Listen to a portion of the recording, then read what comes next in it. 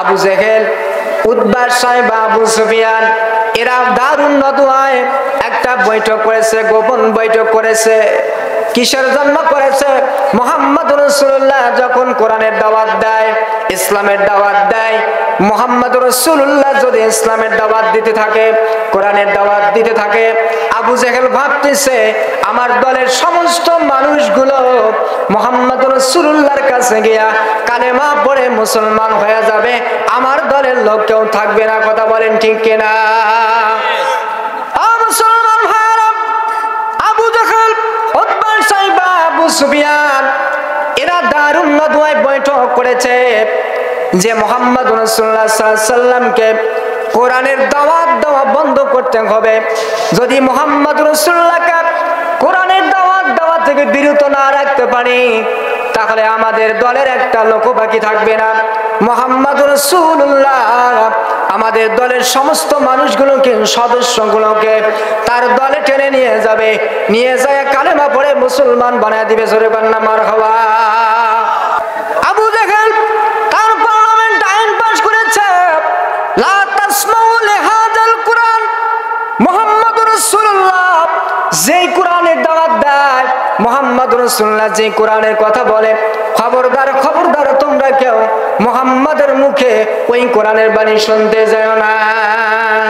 আল্লাহর নবী মসজিদে নববীতে ইশার নামাজের পর থেকে যখন মুসল্লিরা, সাহাবা আজমাইনরা সবাই মসজিদে নববী থেকে বের হয়ে যখন নিজ নিজ বাড়ির দিকে চলে গেছেন, নিজ নিজ বাড়ির দিকে চলে যাওয়ার পরে আল্লাহর হাবিব মুহাম্মদ রাসূলুল্লাহ সাল্লাল্লাহু আলাইহি সাল্লাম মসজিদে নববীর ভিতরে তিনি আল্লাহর কোরআন তেলাওয়াত করে জোরে জোরে বলেন সুবহানাল্লাহ।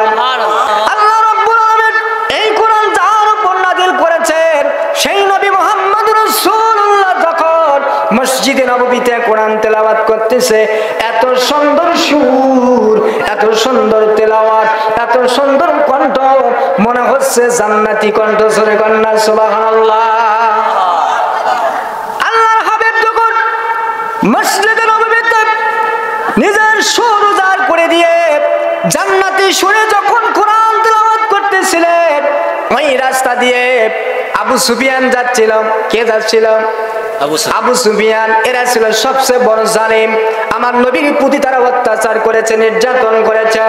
আবু সুফিয়ান আল্লাহর নবীর মসজিদে নববীর পাশ দিয়ে যাচ্ছিলেন। হঠাৎ রাত্রিবেলা দেখতে পায় ওই কোরআনে কারিমের আওয়াজের তেলাওয়াত পাওয়া যায়। ওই মসজিদে নববীতে কে যেন কোরআন তেলাওয়াত করেন। এত সুন্দর তেলাওয়াত পৃথিবীতে আর কোনোদিন শুনে নাই। তিনি মসজিদে নববীর এক কোণারে দাঁড়িয়ে গেলেন, আর এত সুন্দর লাগতেছে, মজা লাগতেছে। যতই কোরআনের তেলাওয়াত শুনে ততই তার অন্তর ঠান্ডা হয়। জোরে বলেন না সুবহানাল্লাহ। আর জোরে বলেন না সুবহানাল্লাহ। এই কোরআন শুনতে শুনতে তিনি পাগল হয়ে গেছে। হায় রে হায়, আবু জেহেল পার্লামেন্টে কোন আইন পাস করলো? তিনি বলেছেন কেউ খবরদার মুহাম্মাদের কাছে যেও না। তিনি যে কোরআনের দাওয়াত দেয় এটা কেউ তোমরা শোনো না। তিনি যে কোরআন তেলাওয়াত করে, লা তাসমাউ লিহাযাল কুরআন, মুহাম্মদ সাল্লাল্লাহু আলাইহি ওয়াসাল্লাম যে কোরআন তেলাওয়াত করে, যে কোরআনের কথা বলে, খবরদার খবরদার তোমরা তা শুনতে যেও না। এত সুন্দর তেলাওয়াত, এত সুন্দর সুর আমরা কোনোদিন শুনতে পাই নাই। হৃদয় ভরে শুনতেছেন। হঠাৎ করে মসজিদে নববীর রাস্তার পাশ দিয়ে আবু জেহেল, উতবা, সাইবা, আবু সুফিয়ান, আবু লাহাব এরা সবাই একে অপরের অজান্তে, কেউ জানে না এখানে আবু জেহেল আসছে, কেউ জানে না এখানে আবু সুফিয়ান আসছে, আবু সুফিয়ান জানে না এখানে উতবা আসছে, উতবা জানে না এখানে সাইবা আসছে। একে অপরের অজান্তে আল্লাহর নবী মসজিদে নববীর চার কর্নারে দাঁড়িয়ে গেছে। জোরে বলেন না সুবহানাল্লাহ। রাস্তার মাঝখানে যদি কোনো গাছ থাকে, চলতে গিয়ে যদি গাছটা চোখের মধ্যে না পড়ে, ওই গাছের সঙ্গে পা লেগে উষ্টে খেয়ে পড়ার সম্ভাবনা থাকে কি থাকে না? যখন আবু জেহেলের পিছে পিছে আবু সুফিয়ান দৌড় দিছে, আবু জেহেলের শরীরের উপর, ঘাড়ের উপর আবু সুফিয়ান পড়ে গেছে। এইভাবে আবু লাহাব, উতবা, সাইবা তারাও দৌড় দিছে। দেওয়ার পরে একই জায়গায় সবগুলো পড়ে গেছে। আবু সুফিয়ান বলে তুমি কে? বলে আমি সাইবা। আবু সাইবা বলে তুমি কে? বলে আমি আবু সুফিয়ান। বলতেছে তুমি কে? বলে আমি আবু লাহাব। বলে তুমি কে? আমি উতবা। তুমি কে? বলে আমি আবু জেহেল। মুসলমান ভাই কোরআনের জন্য পাগল হয়ে গেছে। তারা বলতেছে কি বাবা, কালকে তো আইন পাশ করা হলো, কেন তোমরা কোরআন শোনার জন্য আজকে মসজিদে নববীর চার কোণারে দাঁড়িয়ে গেছো? এখন একে অপরকে বলতেছে, ও নেতা মাস্তানি কম করে করো, কালকে তো আপনি আমাদের নেতা, এরকম আইন পাশ করেছিলেন, আপনি নিজেই বলেছিলেন কেউ খবরদার মুহাম্মাদের কাছে যায় না এবং তার মুখে কোরআনের বাণী শুনতেও যায় না। কথা বলেন ঠিক কিনা? আরো জোরে বলেন ঠিক কিনা? তাহলে আজকে আপনি কেন নিজে আসছেন?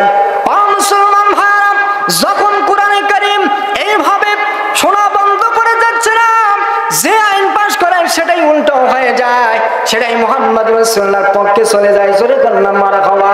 তখন আবু জাহল, উতবা, সাইবা, আবু সুফিয়ান তারা আবার নতুন করে সিদ্ধান্ত গ্রহণ করলো, মুহাম্মদ সাল্লাল্লাহু আলাইহি সাল্লামকে এইভাবে কোরআন প্রচার করা থেকে বন্ধ করা যাবে না, এইভাবে কোরআন প্রচার করা থেকে তাকে আটকানো যাবে না। তাকে আটকাতে গেলে, কোরআন প্রচার বন্ধ করতে গেলে আমাদের একটাই মাত্র ডিসিশন নিতে হবে, সিদ্ধান্ত একটাই, আইন পাশ করতে হবে, মুহাম্মদুর রাসূলুল্লাহকে আল্লাহর জমিন থেকে চিরবিদায় করে দিতে হবে। কথা বলেন নাউজুবিল্লাহ। আসসালামু আলাইকুম ওয়া রাহমাতুল্লাহি ওয়া বারাকাতুহু। ওয়া আলাইকুম আসসালাম ওয়া রাহমাতুল্লাহি ওয়া তাআলা ওয়া বারাকাতুহু।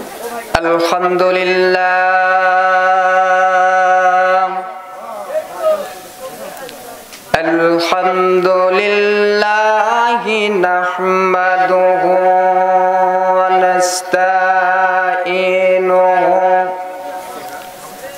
ওয়া নাস্তাগফিরুহু ওয়া নাউযু বিল্লাহি মিন শুরুরি আনফুসিনা ওয়া মিন সাইয়্যাতি আ'মালিনা মান ইয়াহদিহিল্লাহু ফালা মুদিল্লা লাহু ওয়া মান ইউদ্লিলহু ফালা হাদিয়া লাহু। নাশহাদু আল্লা ইলাহা ইল্লাল্লাহু ওয়াহদাহু লা শারীকা লাহু ওয়া নাশহাদু আন্না সাইয়্যিদানা ওয়া সানাদানা ওয়া হাবিবানা ওয়া তাবিবানা ওয়া তাবিবি কুলুবিনা ওয়া মাওলানা মুহাম্মাদান আবদুহু ওয়া রাসূলুহু আল্লাযী আরসালা রাসূলাহু বিল হাক্কি বাশীরান ওয়া নাযীরা ওয়া দাঈয়ান ইলাল্লাহি বিইজনিহি ওয়া সিরাজাম মুনীরা। وقال تعالى في كلامه المجيد وفي فرقانه الحميد। সকলে জবান খুলে মোহাব্বতে আওয়াজ দিয়ে আমার সাথে পড়েন, আউযু বিল্লাহি মিনাশ শাইতানির রাজিম। বিসমিল্লাহির রাহমানির রাহিম।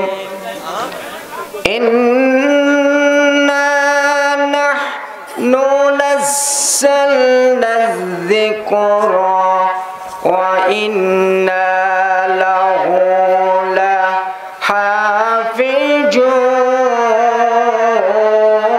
لحافظون الله أكبر مولانا إلى الآخر الآية وعن عبد الله بن عمر رضي الله تعالى عنه قال قال رسول الله صلى الله عليه وسلم إن بني إسرائيل تفرقت على 72 ملة وتفترق الأمة على 73 ملة كلهم في النار إلا ملة واحدة قالوا ومن هي يا رسول الله يا حبيب الله صلى الله عليه وسلم قال ما أنا عليه وأصحابي رواه الترمذي وأبو داود حدثنا آدم بن أبو إياس قال حدثنا شعبة عن قتادة وعن أنس بن مالك رضي الله تعالى عنه قال قال رسول الله صلى الله عليه وسلم لا يؤمن أحدكم حتى أكون أحب إليه من والده وولده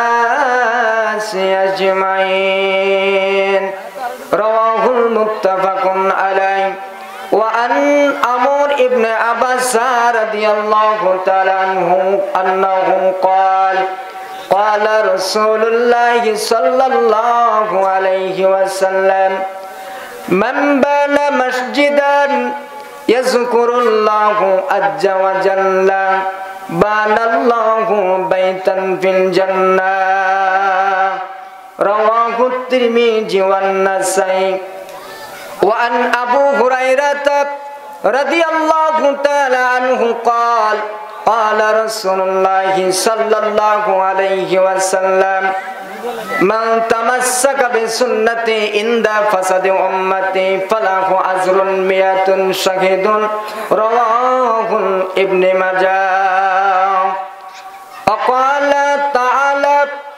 في شان رسوله آمرا ومخبرا إن الله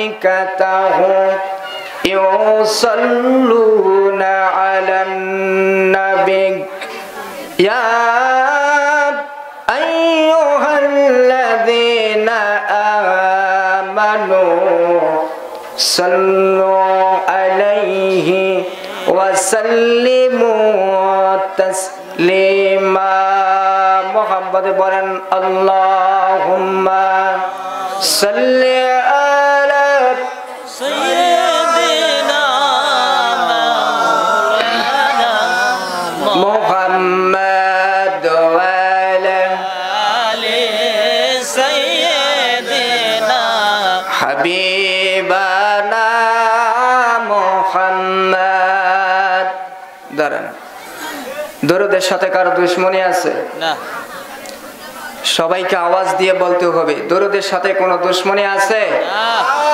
কাদের কাদের দুশমনী আছে হাত তুলে দেখান দেখি একটু যে হুজুর আমার দুশমনী আছে নাই তুলতেছে না তার মানে কারো দুশমনী নাই নাই আমাদের দরুদের সাথে কি আমাদের মহব্বত আছে ঠিক কিনা বলুন ঠিক মহব্বত আছে আছে কার কার আছে এবার হাত তুলে দেখান দেখি নারায়ে তাকবীর আল্লাহু আকবার এরকম তাকবীর দিলে কাজ হবে না আওয়াজ তাকবীরের আওয়াজ হতে হবে মর্দে মুজাহিদের মতো ঠিক যে আওয়াজ শুনে আবু জেহেল উতবা সাইবা আবু সুফিয়ান মুগিরা এরা সবাই বদরের যুদ্ধ বদরের প্রান্তর থেকে পালিয়ে গিয়েছিল সেরকম আওয়াজ দিয়ে তাকবীরের ধ্বনি আমাদেরকে উচ্চারণ করতে হবে আওয়াজ দিতে পারবো তো ইনশাআল্লাহ ইনশাআল্লাহ একটু দিতে পারবো তো ইনশাআল্লাহ দুই হাত টান টান করে উপরে তোলেন আবার তুলতে গিয়া হাত নাড়াতে গিয়া কারো নাকে যেন ঘুষি না লাগে, এটা আবার সতর্ক থাকবেন।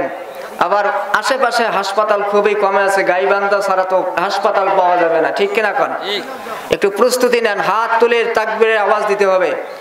নারায়ে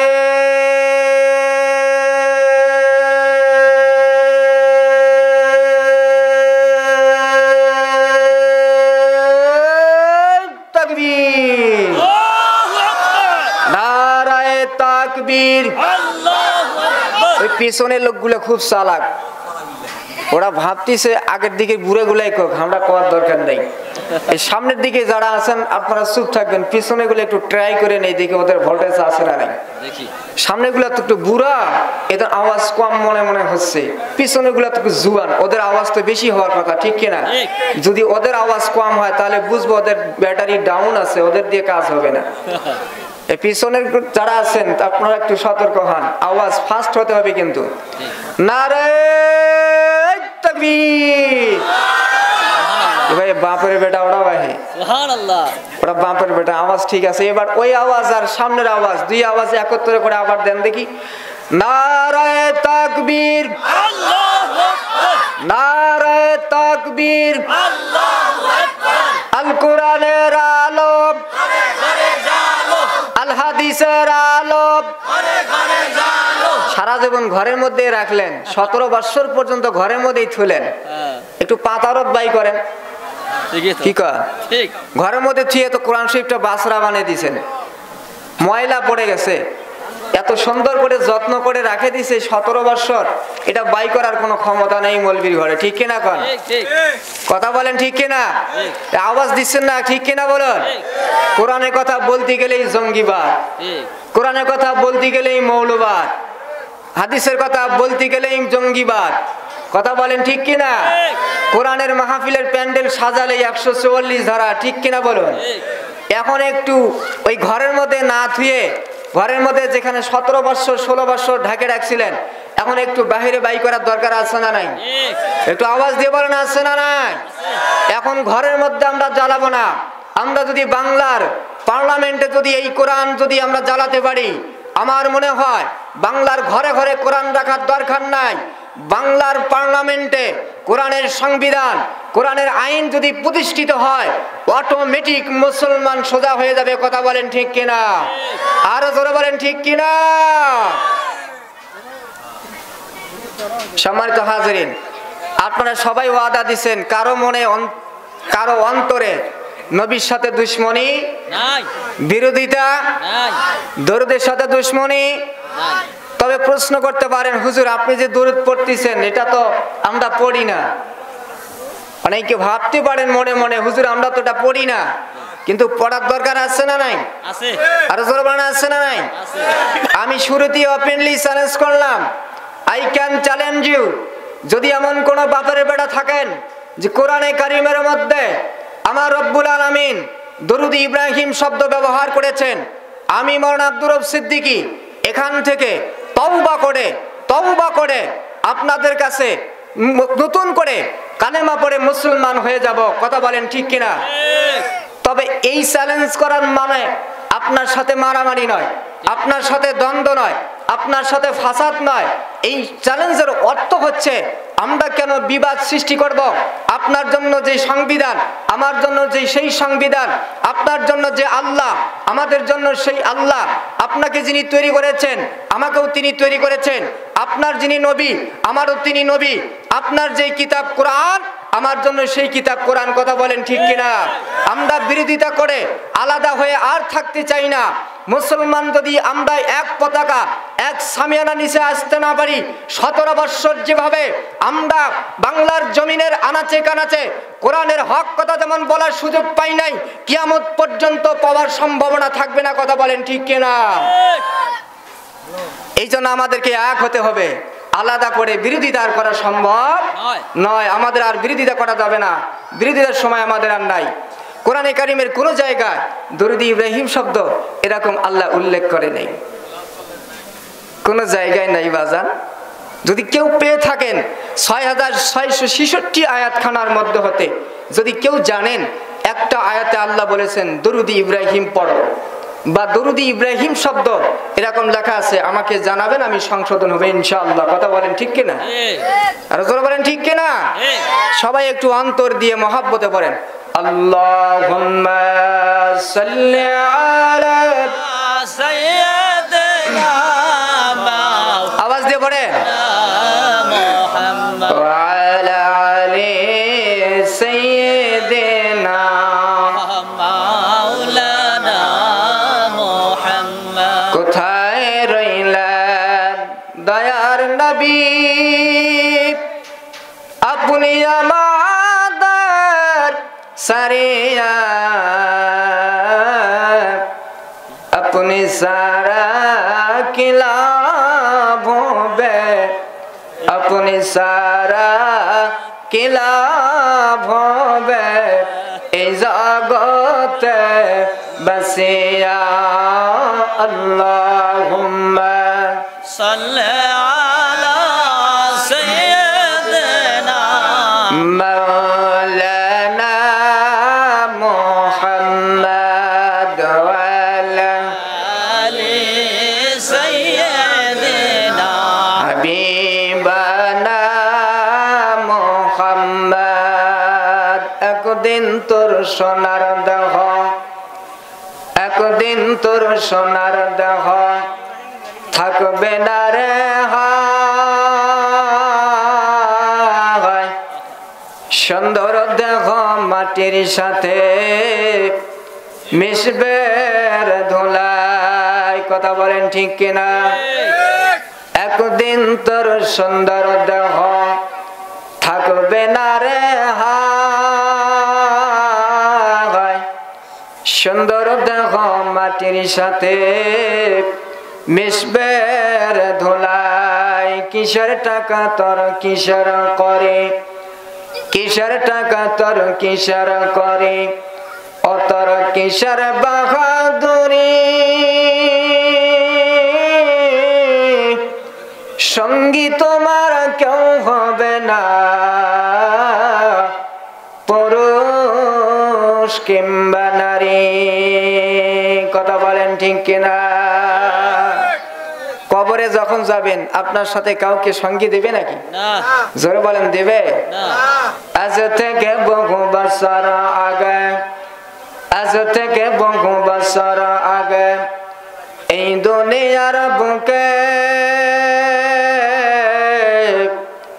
ইসলাম নাম ছিল না কোথাও কোন মানুষের মুখে, মন্দিরে সব বাজিত ঘন্টা, ঠিক না?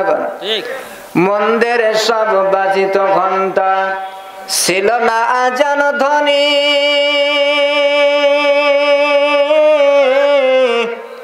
এ আধার জগতে এসেছিলে তুমি, হে সাদকা রাব্বানি।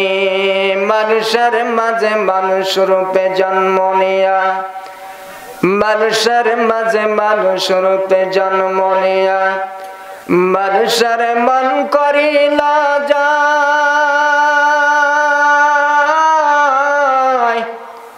ভালোবাসা দিয়ে কোরআন দিয়ে হাদিস দিয়ে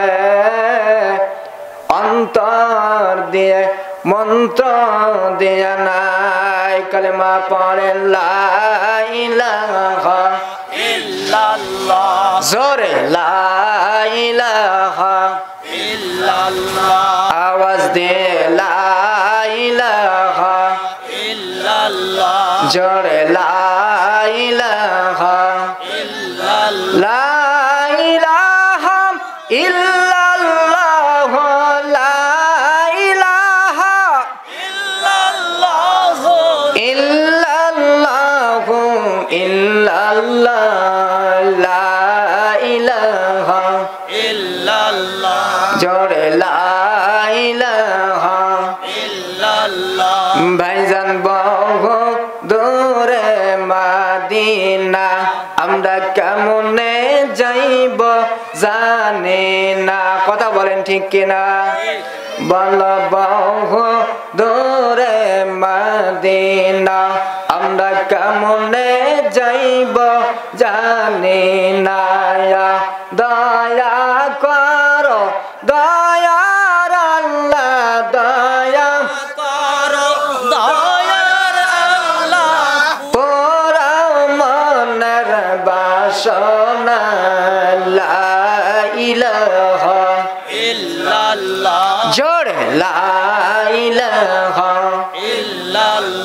জোরে লা ইলাহা ভাইজান নামাজ রোজা সাইরো না বলো নামাজ রোজা সাইরো না বাবা মারু খেদমত ভইল না নবীর সুন্নাত সাইরো না ভাই নবীর সুন্নাত সাইরো না ভাই নবীর হাদিস ভইল না লা ইলাহা ইল্লাল্লাহ লা ইলাহা ইল্লাল্লাহ জোরে লা ইলাহা ইল্লাল্লাহ লা ইলাহা ইল্লাল্লাহ মুহাম্মাদুর রাসূলুল্লাহ সাল্লাল্লাহু আলাইহি ওয়াসাল্লাম। চতুর্থ বার্ষিকী পদুম শহর নয়াপাড়া জামে মসজিদ উন্নয়ন কল্পে বিশাল ওয়াজ মাহফিলের আজকের সম্মানিত শ্রদ্ধাভাজন মোহতারাম সভাপতি আলহাজ আব্দুল ওয়াহিদ সরকার, সাবেক চেয়ারম্যান ১ নং পদুম শহর ইউনিয়ন পরিষদ ও সভাপতি নয়াবন্দ ঈদগাহ মাঠ, আজকের মাহফিলের সম্মানিত সহসভাপতি জনাব মোহাম্মদ শামসুদ্দোহা সরকার, পেশ ইমাম দলদলিয়া জামে মসজিদ ও সহকারী শিক্ষক পদুম শহর শিশু নিকেতন নিম্ন মাধ্যমিক বিদ্যালয়। আজকের মাহফিলের প্রধান অতিথি আলহাজ নাহিদুজ্জামান নিশাদ ভাই, সহসভাপতি জেলা বিএনপি গাইবান্ধা ও এমপি মনোনয়ন প্রত্যাশী শাখাটা ফুলছড়ি গাইবান্ধা ৫। আজকের মাহফিলের অভিজ্ঞ সম্মানিত প্রধান বক্তা ইসলামিক স্কলার শায়েখ মাওলানা মুফতি মোহাম্মদ সাইদুল্লাহ ফতেহপুরি বড় ভাই, আল্লাহ তাআলা সকলকে নেক হায়াতে তাইয়্যিবা দান করে সকল বলে আমিন। আজকের মাহফিলে দূর দূরান্ত থেকে আগত সমাগত ইসলাম প্রিয় দিনদার পরহেজগার কোরআন প্রেমিক হাদিস প্রেমিক আল্লাহ প্রেমিক রসুল প্রেমিক মুসলমান ভাই, পর্দার অন্তরালের অবস্থানরত আমার শ্রদ্ধাভাজন মা ও ভগ্নীগণ, আমি আমার অন্তর থেকে আপনাদের সকলের নিকট আবারও সালাম দিচ্ছি। অনুগ্রহ করে সালামের জবাবটা উচ্চ আওয়াজে দিলে আমি খুশি হব। আসসালামু আলাইকুম ওয়া রাহমাতুল্লাহি ওয়া বারাকাতুহু। আলহামদুলিল্লাহ বিখাইর। আল্লাহ তাআলার বিশেষ রহমতে আপনাদের সকলের দোয়ায় আমি ভালো আছি। আপনারা সকলে কেমন আছেন? আলহামদুলিল্লাহ। আজকের মাহফিলে আসতে পেরে আমরা খুশি না বেজার? একটু জোরে বলেন খুশি না বেজার? আরো জোরে বলেন খুশি না বেজার? মাঝে মাঝে বক্তার সাথে একটু আওয়াজ দিলে যারা আওয়াজ দিবে তারাও আলোচনা শুনে মজা পাবে, আর যারা আলোচনা করবেন তারাও আলোচনা করে শান্তি পাবে। কথা বলেন ঠিক কিনা? একটু জোরে বলেন ঠিক কিনা? এমন ওয়াজ করা যাবে না বক্তা চোখ বন্ধ করে ওয়াজ করতেছে, মনে হয় শ্রোতা আল্লাহর রাস্তায় একটাও নাই। এরকম ওয়াজ করা যাবে না।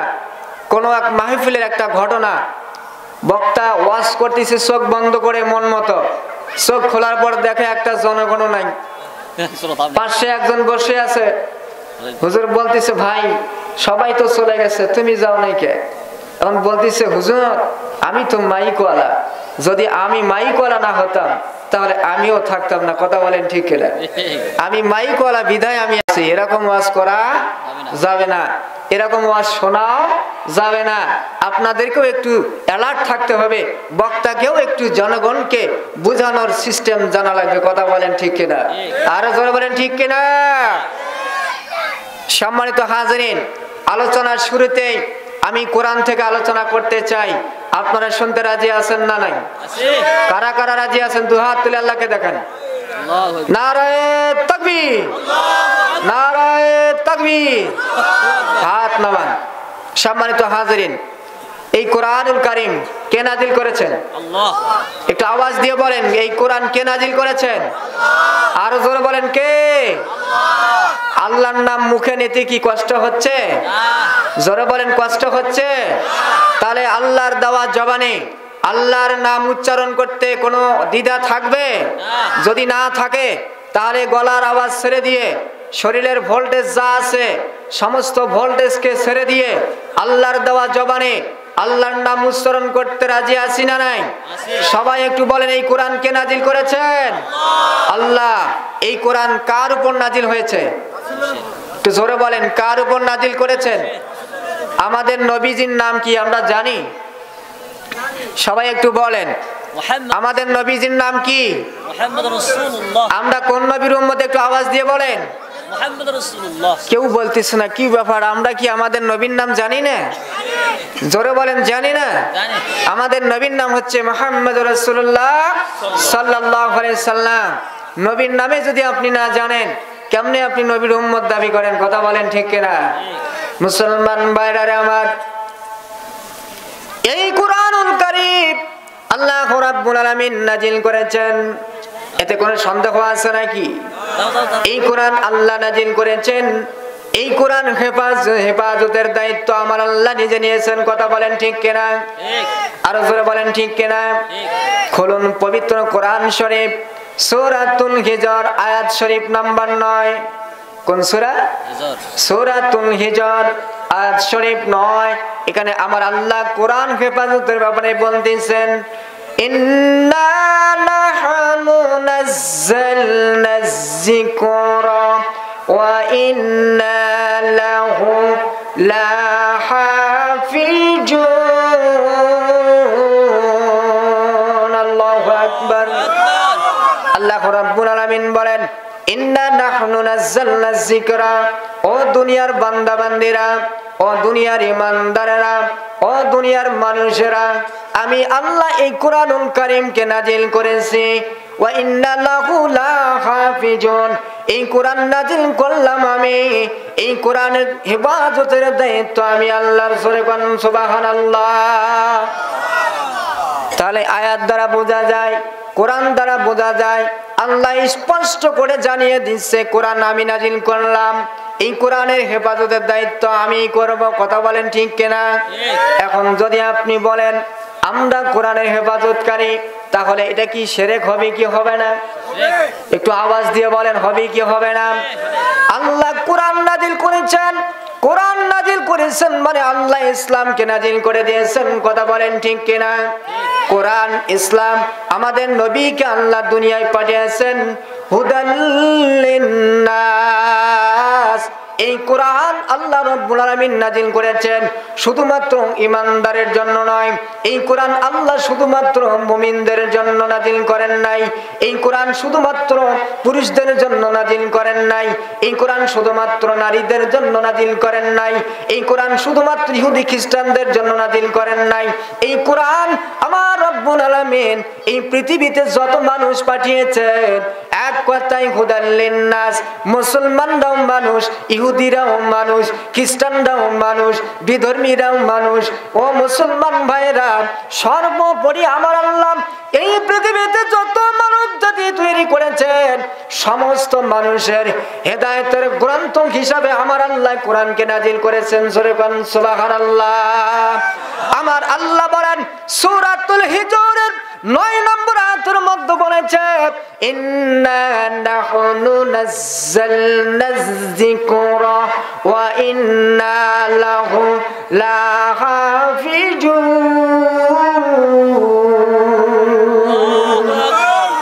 আল্লাহ বলেন কোরআন আমি নাজিল করেছি, কোরআনের হেফাজতের দায়িত্ব পালন করব আমি আল্লাহ, কোরআন সংরক্ষণ করব আমি আল্লাহ। আজকে বাংলাদেশে জামাতে ইসলাম নামে দল আছে না নাই? আছে। একটু জোরে বলেন, আছে না নাই? আছে। আওয়ামী লীগ নামে দল ছিল কি ছিল না? বিএনপি নামে দল আছে না নাই? আছে। আর জোরে কোন আছে না নাই? আছে। হেফাজতে ইসলাম নামে একটা বাংলাদেশের রাজনৈতিক দল আছে না নাই? আছে। ও মুসলমান ভাইরা, ভালো করে বুঝে যান, হেফাজতে ইসলাম যে দলের নাম, এই দলটার নাম, এটার অর্থ কি আপনি বোঝেন? হেফাজতে ইসলাম শব্দের অর্থ হলো ইসলাম সংরক্ষণকারী দল। কথা বলেন ঠিক কিনা? আরো জোরে বলেন ঠিক কিনা? ইসলাম কোরআন সংরক্ষণকারী দল, ইসলামের হেফাজতকারী দল। অথচ আমার আল্লাহ কোরআনে কারীমের মধ্যে বলেছেন ইন্না নাহনু নাযালনা যিকরা ওয়া ইন্না লাহু লাহাফিজুন। রে দুনিয়ার মানুষেরা, এই কোরআন আমি আল্লাহ নাযিল করলাম, এই কোরআন হেফাজতের দায়িত্ব আমি আল্লাহ গ্রহণ করেছি। সুবহানাল্লাহ। দুনিয়ার কোন মুসলমান, দুনিয়ার কোন ইহুদি খ্রিস্টান, দুনিয়ার কোন আলেমদেরকে আমি কোন জাতিকে কোরআন হেফাজতের দায়িত্ব দেই নাই। কোরআন হেফাজতের দায়িত্ব আমি আল্লাহ নিজেই গ্রহণ করেছি। জোরে কন্না মারহাবা। যেটা আল্লাহর সাথে শিরিক হয় সেইটা করা শিরিকি গুনাহ। আজকে যারা ওই নামটা দিয়েছে, আমি ওই দলের নামটাকে পছন্দ করি না। হেফাজতে ইসলাম দলটাকে পছন্দ করি, নাম দিয়েছেন এই নামটা আমি ভালোবাসি না, মহব্বত করি না। কেননা এই নামের মধ্যে আল্লাহর সাথে সম্পর্ক থাকে কি থাকে না? আল্লাহ বলেছেন কোরআনের হেফাজতের দায়িত্ব আমি আল্লাহর, ইসলাম হেফাজতের দায়িত্ব আমি আল্লাহর। তোমাদের কোনো ইসলাম হেফাজতের দায়িত্ব নাই, তোমাদের দায়িত্ব হচ্ছে কোরআন সুন্নাহর বাণী পৌঁছে দেওয়া। আমার নবীজি বলেছেন বাল্লিগু আন্নি ওয়ালাউ আয়াতান। সাহাবীরা রে ভাই আগে বসেন সামনের দিকে। আমার নবীজি বলেছেন বাল্লিগু আন্নি, তোমরা যদি আমার পক্ষ থেকে একটা শব্দ জেনে থাকো সেই শব্দটা তোমরা অন্যের নিকট পৌঁছায়া দাও। আমরা মুসলমান, আমরা হলাম নবীজির উত্তরাধিকারী। আমার নবীজি বলেছেন আল উলামাউ ওয়ারাসাতুল আম্বিয়া। আমার নবীজি বলেছেন এই দুনিয়ায় আমার উম্মতের মধ্যে যত আলেম আছে, যত আলেম আছে, মাওলানা আছে, মুফতি আছে, পীর আছে, ওলি আছে, আমার নবীজি বলেন আল উলামাউ ওয়ারাসাতুল আম্বিয়া, এরা হচ্ছে আমি নবীজির উত্তরাধিকারী। জোরে কন্না সুবহানাল্লাহ। আর তোমাদের দায়িত্ব হচ্ছে বাল্লিগু আন্নি ওয়ালাউ আয়াতান। আমার কাছ থেকে, আমি নবীর নিকট থেকে যদি তোমরা একটা হাদিসও জেনে থাকো, ওই একটা হাদিস তোমরা অন্যের কাছে পৌঁছে দাও। সুবহানাল্লাহ। কি আমার কথা কি খারাপ লাগতেছে নাকি কিসসা শুরু করব নাকি? চলবে, আলোচনা চলবে। মাওলানা আব্দুর রহমান সিদ্দিকী কিসসা কাহিনী বেশি পছন্দ করে না। আমি বলতে পারি কিন্তু বলতে চাই না। আমি বলতে চাই কোরআন ও হাদিসের আসল কথা। কথা বলেন ঠিক কিনা? জোরে বলেন ঠিক কিনা? ও মুসলমান ভাইরা, এই সূরা হিজরের 9 নম্বর আয়াতের মধ্যে একটা ব্যাখ্যা আছে, একটা বিশদ ব্যাখ্যা আছে, রহস্য আছে, যেটা আমরা অনেকে বুঝি না, অনেক আলেম ওলামা এটা বোঝে না। এটা বুঝতে গেলে, জানতে গেলে অবশ্যই তাকে আরবি ব্যাকরণ সম্পর্কে জ্ঞানী থাকতে হবে। কথা বলেন হুজুর ঠিক কিনা? আল্লাহ বলেছেন ইন্না নাহনু, ইন্না শব্দটি হরফে মুসাব্বাবিল ফিল। যারা আলেম আছেন তারা বুঝবেন হরফে মুসাব্বাবিল ফিল কি জিনিস। হরফে মুসাব্বাবিল ফিল হচ্ছে 6টা। ইন্না, আন্না, কানা, লাইতা, লাআল্লা, লাকিন্না। এই 6টা শব্দ যদি কোন আয়াতের শুরুতে থাকে তাহলে অবশ্যই অবশ্যই নিঃসন্দেহে কোনো সন্দেহের অবকাশ নাই। আমার আল্লাহ বলেন this is my order, so follow. ও বান্দা বান্দিরা, আমি তোমাদের জন্য যে হুকুম আমি জারি করলাম, যে নির্দেশ আমি তোমাদের জন্য নাজিল করে দিলাম, এই নির্দেশগুলো তোমরা মেনে নাও। জোরে কন্না সুবহানাল্লাহ। এই আয়াতের শুরুতে যদি হরফে মুসাব্বাবিল ফিল থাকে তাহলে অবশ্যই অবশ্যই নিঃসন্দেহে কোনো সন্দেহের অবকাশ করা যাবে না। কথা বলেন ঠিক কিনা? কোরআনের মধ্যে কি কোনো ভুল আছে নাকি? জোরে বলেন আছে নাকি? কোন সন্দেহ আছে নাকি? আল্লাহ বলেছেন, চ্যালেঞ্জ দিয়ে আল্লাহ বলেছেন সূরাতুল বাকারার 2 নম্বর আয়াতে আল্লাহ বলেন জালিকাল কিতাবু লা রাইবা ফীহি। আল্লাহু আকবার। আমার আল্লাহ বলেন দুনিয়ার মানুষেরা রে, এই কোরআনের মধ্যে ভুল থাকা তো দূরের কথা, এই কোরআনের মধ্যে কোনো সন্দেহ নাই। কেউ যদি এই কোরআনকে ভুলের সন্দেহ পোষণ করে, আমার আল্লাহ বলেন সঙ্গে সঙ্গে তার ঈমান নষ্ট হয়ে যাবে, বেঈমান কাফির হয়ে যাবে। আমার আল্লাহ বলেছেন ইন্না নাহনু, অবশ্যই অবশ্যই। নাহনু দ্বিতীয় শব্দটা হচ্ছে জমা মুতাকাল্লিমের সিগা। হুজুর কথা কোন ঠিক কিনা? আনা নাহনু, হুয়া হুমা হুম, হিয়া হুমা হুন্না, আনতা আনতুমা আনতুম, আনতা আনতুমা আনতুন্না, আনা নাহনু। কথা কোন ঠিক কিনা বলেন? হুয়া জমির হচ্ছে 14টা, তা তার মধ্যে 14 নাম্বার হচ্ছে নাহনু আনা। নাহনু আনা হচ্ছে ওয়াহিদ মুতাকাল্লিম আর নাহনু হলো জামা মুতাকাল্লিম। এখানে নাহনু হচ্ছে বহুবচন, জোরে গান মারহাবা। আল্লাহ বলেছেন ইন্না নাহনু, নিশ্চয় আমি আল্লাহ আমরা বলি। কিন্তু তাফসীর করতে আপনি চলে যান, তাফসীরের মধ্যে যখন চলে যাবেন, বিশদ ব্যাখ্যায় যখন চলে যাবেন, এই নাহনুর মধ্যে 3 জন আছে, জোরে গান না সুবহানাল্লাহ। জামা মুতাকাল্লিম মানে 3 জন, 2 জন নয়, 1 জন নয়, 2 জন নয়, 3 জন আছে। 3 জন কোরআন নাজিলের কাহিনী, 3 জন কোরআন নাজিল করেছেন, জোরে কন্না মারহাবা। একটু বিতর্ক নেবেন না, বোঝার চেষ্টা করবেন। রে মুসলমান ভাইরা, নাহনু মানে আমরা কোরআন নাজিল করেছি। আল্লাহ কয়জন? আরে জোরে বলেন, আল্লাহ কয়জন? আমাদের সৃষ্টিকর্তা কয়জন? আমাদের রব কয়জন? আমাদের মালিক কয়জন? একজন যদি আমাদের রব হয়, একজন যদি আমাদের মালিক হয়, একজন যদি আমাদের সৃষ্টিকর্তা হয়, ওই একজন আমার আল্লাহ কেন ইন্না নাহনু বলল? আল্লাহ তো ওখানে আলাদা ওয়াহিদ বলতে পারত, কিন্তু আল্লাহ কেন বলেছেন রহস্য। ভালো করে শুনে নেন, ভালো করে জেনে নেন মুসলমান ভাইয়েরা। আমার আল্লাহ যিনি কোরআন নাজিল করেছেন তিনি কে? 1 নম্বর কোরআন যিনি নাজিল করলেন তিনি হলো 1 নম্বর। কথা বলেন মারহাবা। এই কোরআন আমার আল্লাহ নাজিল করেছেন আমাদের নবীর প্রতি। কথা বলেন ঠিক কিনা? আমাদের নবীর প্রতি কোরআন, এই কোরআন কে নিয়ে এসেছেন? কোরআন কার মাধ্যমে এসেছে? জিবরাইল। আল্লাহর কাছ থেকে, লৌহে মাহফুজ থেকে আল্লাহ রাসূলের কাছে কোরআন কার মাধ্যমে এসেছে? জিবরাইল আলাইহিস সালাম। ও মুসলমান ভাইরা, 2 নম্বর হচ্ছে এই কোরআন আমার নবীজির উপর জিবরাইলের মাধ্যমে এসেছে। 2 নম্বর হচ্ছে জিবরাইল।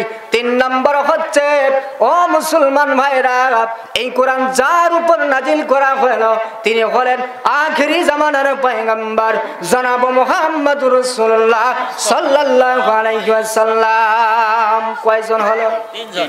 জোরসে বলো। 3 জন। আরো জোরে। 3 জন। হলো না রে? 3 জন। 1 নম্বর হচ্ছে আল্লাহ, 2 নম্বর যার মাধ্যমে কোরআন নাজিল করা হলো তিনি হলেন জিবরাইল, আর 3 নম্বর হচ্ছে যার উপর কোরআন নাজিল হলো তিনি হলেন আমাদের নবী মুহাম্মদুর রাসূলুল্লাহ। এই জন্য আমার আল্লাহ এখানে বলেছেন ইন্না নাহনু নাযালনা যিকরা, এই কোরআন আমরা নাজিল করলাম। এই কোরআন হেফাজতের দায়িত্ব আমাদের। জোরে কন্না সুবহানাল্লাহ। কি আয়াতের ব্যাখ্যা কি বোঝা যাচ্ছে নাকি হুজুর আমি ভুল বলতেছি? ভুল বললে আমাকে বলবেন, আমি সংশোধন হবে ইনশাআল্লাহ। কথা বলেন ঠিক কিনা? মুসলমান ভাইরা, এই জন্য মুসলমান ভালো করে বুঝতে হবে কোরআনের মাহফিল তাফসীর লেখা, কিন্তু তাফসীরের হক আদায় করে না, তাফসীর জানে না, তাফসীর করতে জানে না। একজন ব্যক্তিকে, একজন আলেমকে কোরআনের মুফাসসির হতে গেলে তার মধ্যে 17টা বিষয়ের ইলম থাকতে হবে। মুফাসসিরগণ বলেছেন শারাইতুল মুফাসসিরুনা ফিল কুরআনিল কারীম, একজন ব্যক্তিকে কোরআনের মুফাসসির হতে গেলে তার মধ্যে 17টি বিষয়ের ইলম থাকতে হবে। এই 17টা বিষয়ের ইলম যদি না থাকে আর 17টা বিষয়ের ইলম ছাড়া যদি কেউ তাফসীর করে, ওই তাফসীরটা গ্রহণযোগ্য হবে না, ওই তাফসীরটা প্রাধান্য পাবে না। ওই তাফসীরকে তাফসীরের ভাষায় তাফসীরু বিররাই বলা হয়। কি বলা হয় হুজুর? কোরআনের ইলম ছাড়া 17টা ইলম ছাড়া যারা তাফসীর করবে এই তাফসীরকে তাফসীরু বিররাই, আর তাফসীরু বিররাই শব্দের অর্থ হচ্ছে মন গড়া তাফসীর করা। কথা বলেন কি করা? মন গড়া ব্যাখ্যা বিশ্লেষণ করা। ইসলাম মন গড়া কথা শুনতে চায় না। কথা বলেন ঠিক কিনা? ইসলাম চায় ইলমের কথা। কথা বলেন ঠিক কিনা? ইসলাম চায় আসল কোরআনের তথ্য, ইসলাম চায় আসল হাদিসের তথ্য। কথা বলেন ঠিক কিনা? একটু জিকির করেন লা ইলাহা, সবাই লা ইলাহা, লা ইলাহা, লা ইলাহা, লা ইলাহা, লা ইলাহা, লা ইলাহা, লা ইলাহা ইল্লাল্লাহ, লা ইলাহা ইল্লাল্লাহ মুহাম্মাদুর রাসূলুল্লাহ সাল্লাল্লাহু আলাইহি ওয়াসাল্লাম। আপনারা কি বেজার হচ্ছেন? না আমি যে আলোচনা করতেছি আপনারা কি বুঝতেছেন? জি যদি না বোঝেন তাহলে আমি কেচ্ছা শুরু করব। না হ্যাঁ, না কথা বলে কারো কি বিরক্ত লাগতেছে? না এ ভাই, কেউ উঠা বসা করবে না প্লিজ। একটু সবাই সামনের দিকে একটু আগে আসেন, পিছনে জায়গা দেন বসার জন্য। সম্মানিত হাজিরিন, এই কোরআন হেফাজতের দায়িত্ব কার? কোরআন নাজিল করলেন কে? আল্লাহ তা দ্বিতীয় আর কারো কোনো দায়িত্ব আছে? আছে কোরআন হেফাজতের দায়িত্ব আর কারো আছে? তাহলে আপনি কেন আপনার দলের নাম হেফাজতে ইসলাম দিলেন?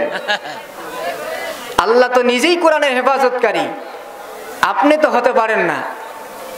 আপনি কোরআন ও হাদিসের প্রচারকারী হতে পারেন। কথা বলেন ঠিক কিনা? ঠিক এই জন্য মুসলমান কোনো কিছুর নামকরণ করতে গেলে কোরআন ও সুন্নাহ বুঝে শুনে করতে হবে। এমন কিছু করা যাবে না যেটা আল্লাহর সাথে শরীক স্থাপন হয়। কথা বলেন ঠিক কিনা? মুসলমান ভাইরা, আজকে কোরআনুল কারীম আমরা প্রাণ ভরে অন্তরটা ভরে আলোচনা করতে পারতেছি। দীর্ঘ 16টি বছর আমরা আলোচনা করতে পারি নাই। কথা বলেন ঠিক কিনা? 16 বছরের মধ্যে আলোচনা করা তো দূরের কথা, যদি কোনো জায়গায় এরকম প্যান্ডেল সাজানো হতো, পুলিশ প্রশাসন দিয়ে সেখানে প্যান্ডেল ভেঙে দেওয়া হতো, 144 ধারা জারি করা হতো। কথা বলেন ঠিক কিনা? মুসলমান ভাইরা, আবু জেহেল আমার নবীদের একমাত্র চাচা, নিজের চাচা নয়, গ্রাম সম্পর্কে আবু জেহেল আমার নবীজির চাচা হন। কি সম্পর্কে? গ্রাম সম্পর্কে। আমার পাশে বাড়ি মনে করেন নিয়ে আসে, মনে করেন আমি আমার পাড়াপড়শি হিসেবে চাচা। আবু জেহেল আমার নবীজির এরকম গ্রাম সম্পর্কে চাচা হয়। আবু জেহেল, উতবা, সাইবা, আবু সুফিয়ান এরা দারুন নদওয়ায় একটা বৈঠক করেছে, গোপন বৈঠক করেছে। কিসের জন্য করেছে? মুহাম্মদ রাসূলুল্লাহ যখন কোরআনের দাওয়াত দেয়, ইসলামের দাওয়াত দেয়, মুহাম্মদ রাসূলুল্লাহ যদি ইসলামের দাওয়াত দিতে থাকে, কোরআনের দাওয়াত দিতে থাকে, আবু জেহেল ভাবতেছে আমার দলের সমস্ত মানুষগুলো মুহাম্মদ রাসূলুল্লাহর কাছে গিয়া কালেমা পড়ে মুসলমান হয়ে যাবে, আমার দলের লোক কেউ থাকবে না। কথা বলেন ঠিক কিনা? মুসলমান ভাইরা, আবু জেহেল, উতবা, সাইবা, আবু সুফিয়ান এরা দারুন নদওয়ায় বৈঠক করেছে যে মুহাম্মদ রাসূলুল্লাহ সাল্লাল্লাহু আলাইহি সাল্লামকে কোরআনের দাওয়াত দেওয়া বন্ধ করতে হবে। যদি মুহাম্মদ রাসূলুল্লাহকে কোরআনের দাওয়াত দেওয়া থেকে বিরত না রাখতে পারি, তাহলে আমাদের দলের একটা লোকও বাকি থাকবে না। মুহাম্মদ রাসূলুল্লাহ আমাদের দলের সমস্ত মানুষগুলোকে, সদস্যগুলোকে তার দলে টেনে নিয়ে যাবে, নিয়ে যায় কালেমা পড়ে মুসলমান বানায় দিবে। জোরে বন্না মারহাবা। ও মুসলমান ভাইরা, দারুন নদওয়ায় এইরকম আবু জেহেল, উতবা, সাইবা, আবু সুফিয়ান এরা ছিল শীর্ষস্থানীয় নেতা। এরা এক পর্যায়ে বৈঠক করে একটা আইন পাশ করলেন পার্লামেন্টে। কি আইন পাশ করল? আইন পাশ করছে কোরআনের আলোচনা শোনা যাবে না। লা তাসমাউ লিহাযাল কুরআন। আবু জেহেল তার পার্লামেন্ট আইন পাশ করেছে, লা তাসমাউ লিহাযাল কুরআন। মুহাম্মদ রাসূলুল্লাহ যেই কোরআনের দাওয়াত দেয়, মুহাম্মদ রাসূলুল্লাহ যে কোরআনের কথা বলে, খবরদার খবরদার তোমরা কেউ মুহাম্মাদের মুখে ওই কোরআনের বাণী শুনতে যায় না।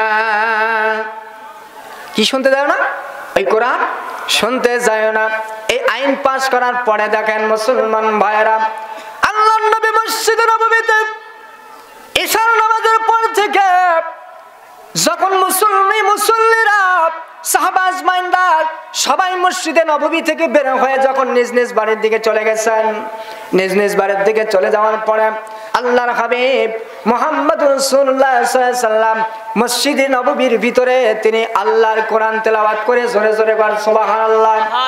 কি তেলাওয়াত করে? কোরআন। ও মুসলমান ভাইরা, এই কোরআন যার উপর নাজিল করেছেন তার কণ্ঠস্বর কম না বেশি? বেশি। আর জোরে কোন কম না বেশি? পৃথিবীতে যত হাফেজাতে যত পয়গম্বর আছে যত ইমাম আছে সমস্ত ইমামের বড় ইমাম, সমস্ত নবীদের বড় নবী, আখিরি জামানার পয়গম্বর মুহাম্মদুর রাসূলুল্লাহ সাল্লাল্লাহু আলাইহি সাল্লাম। আল্লাহ রাব্বুল আলামিন এই কোরআন যার উপর নাযিল করেছেন সেই নবী মুহাম্মদুর রাসূলুল্লাহ যখন মসজিদে নববীতে কোরআন তেলাওয়াত করতেছে, এত সুন্দর সুর, এত সুন্দর তেলাওয়াত, এত সুন্দর কণ্ঠ, মনে হচ্ছে জান্নাতি কণ্ঠ। সরে কন্যা সুবহানাল্লাহ। আল্লাহর হাবিব যখন মসজিদে নববীতে নিজের সুর উজাড় করে দিয়ে জান্নাতি সুরে যখন কোরআন তেলাওয়াত করতেছিলেন, ওই রাস্তা দিয়ে আবু সুফিয়ান যাচ্ছিল। কে যাচ্ছিল? আবু সুফিয়ান। এরা ছিল সবচেয়ে বড় জালিম। আমার নবীর প্রতি তারা অত্যাচার করেছে, নির্যাতন করেছে। আবু সুফিয়ান আল্লাহর নবীর মসজিদে নববীর পাশ দিয়ে যাচ্ছিলেন। হঠাৎ রাত্রিবেলা দেখতে পায় ওই কোরআনে কারিমের আওয়াজের তেলাওয়াত পাওয়া যায়। ওই মসজিদে নববীতে কে যেন কোরআন তেলাওয়াত করে। এত সুন্দর তেলাওয়াত পৃথিবীতে আর কোনোদিন শুনে নাই। তিনি মসজিদে নববীর এক কোণারে দাঁড়িয়ে গেলেন। আর এত সুন্দর লাগতেছে, মজা লাগতেছে। যতই কোরআনের তেলাওয়াত শুনে ততই তার অন্তর ঠান্ডা হয়। জোরে কন্যা সুবহানাল্লাহ। আর জোরে কন্যা সুবহানাল্লাহ। এই কোরআন শুনতে শুনতে তিনি পাগল হয়ে গেছে। হায় রে হায়, আবু জাহেল পার্লামেন্টে কোন আইন পাশ করলো? তিনি বলেছেন কেউ খবরদার মুহাম্মাদের কাছে যেও না। তিনি যে কোরআনের দাওয়াত দেয় এটা কেউ তোমরা শোনো না। তিনি যে কোরআন তেলাওয়াত করে লা তাসমাউ লিহাযাল কোরআন, মুহাম্মদ সাল্লাল্লাহু আলাইহি ওয়াসাল্লাম যে কোরআন তেলাওয়াত করে, যে কোরআনে কথা বলে, খবরদার খবরদার তোমরা তা শুনতে যেও না। এত সুন্দর তেলাওয়াত, এত সুন্দর সুর আমরা কোনোদিন শুনতে পাই নাই। হৃদয় ভরে শুনতেছেন। হঠাৎ করে মসজিদে নববীর রাস্তার পাশ দিয়ে আরেকবার যাচ্ছে সাহেবা যাচ্ছে। সাহেবা যখন যায় মসজিদে নববীর রাস্তার পাশ দিয়ে যাইতে দেখতেছে, শুনতেছে কত সুন্দর মধুর সুর কোরআনের তেলাওয়াত শোনা যায়। তিনি মজা লেগেছে, অন্তরটা ঠান্ডা হয়ে যাচ্ছে। শুনতেই মন চায়। তিনি ওই মসজিদে নববীর এক কোণারে দাঁড়িয়ে গেল। উতবা রয়েছে এক কানিত, সাহেবা রয়েছে এক কানিত। এইভাবে আবু লাহাব এইরকম তিনিও রাত্রিবেলা ওই মসজিদের পাশ দিয়ে যাচ্ছে। একে অপরের অজান্তে আবু লাহাব এক কোণারে দাঁড়িয়ে গেছে মুহাম্মদুর রাসূলুল্লাহর মুখে আল্লাহর কোরআন তেলাওয়াত শোনার জন্য। ও মুসলমান, যে আবু জাহেল দারুন নদওয়ার বৈঠকে আইন পাশ করেছে, সে আবু জাহেলও আল্লাহর নবীর মসজিদে নববীর এক কোণারে দাঁড়িয়ে গেছে। চারজন মক্কার কাফির, শীর্ষস্থানীয় কাফের, এরা হচ্ছে শীর্ষ স্থানীয় নেতা। আবু জেহেল, উতবা, সাইবা, আবু সুফিয়ান, আবু লাহাব, এরা সবাই একে অপরের অজান্তে। কেউ জানে না এখানে আবু জেহেল আসছে, কেউ জানে না এখানে আবু সুফিয়ান আসছে, আবু সুফিয়ান জানে না এখানে উতবা আসছে, উতবা জানে না এখানে সাইবা আসছে। একে অপরের অজান্তে আল্লাহর নবী মসজিদে নববীর চার কর্নারে দাঁড়িয়ে গেছে। জোরে কন্যা সুবহানাল্লাহ। এত সুন্দর তেলাওয়াত শুনতেছিলাম। শুনতে শুনতে কখন যেন তাহাজ্জুদের ওয়াক্ত শুরু হয়ে গেছে। আল্লাহু আকবার বলতেও পারে না, টেরও পাইনি তাহাজ্জুদের ওয়াক্ত শুরু হয়ে গেছে। কিছুক্ষণের মধ্যে যখন ফজরের আযান হবে, আল্লাহর হাবিব এখনো কোরআন তেলাওয়াত করতেছে। জোরে কন্যা আল্লাহু আকবার। আপনাদের খারাপ লাগতেছে? জোরে কোন খারাপ লাগতেছে? চলবে নাকি আলোচনা? চলবে। একটু তাকবীর দেন। নারে তাকবীর। হাত দুইটা একটু বের করেন তো। যেভাবে আপনারা হাত দুইটা পকেটের মধ্যে রাখছেন, মনে হয় কি বলবো, আপনাকে কে যেন জাদু করে হাত দুইখানা বন্ধ করে রেখে দিয়েছে। এখানে কেউ কি আপনাকে জাদু করেছে? আমাদের কেউ করেছে? সবাই হাত দুইটা বের করেন। মুখের যে কাপড় আছে সব খুলে দেন। একটু তাকবীরের আওয়াজ দেন। নারায়ে তাকবীর, আল্লাহু আকবার। হাত তুলে আওয়াজ দিতে হবে। নারায়ে তাকবীর, আল্লাহু আকবার। নারায়ে তাকবীর, আল্লাহু আকবার। নারায়ে রিসালাত, ইয়া রাসূলুল্লাহ। আপনারা বোঝা গেছে আপনাদের ভোল্টেজ, আপনাদের ভোল্টেজ একটু ডাউন হয়ে গেছে। আল্লাহই জানে পরে কি হবে। বলবো ইনশাআল্লাহ, বলবো ভোল্টেজ কেন ডাউন মারতেছে সেটাও বলবো ইনশাআল্লাহ। মুসলমান ভাইরা আমার, ফজরের ওয়াক্ত যখন হয়ে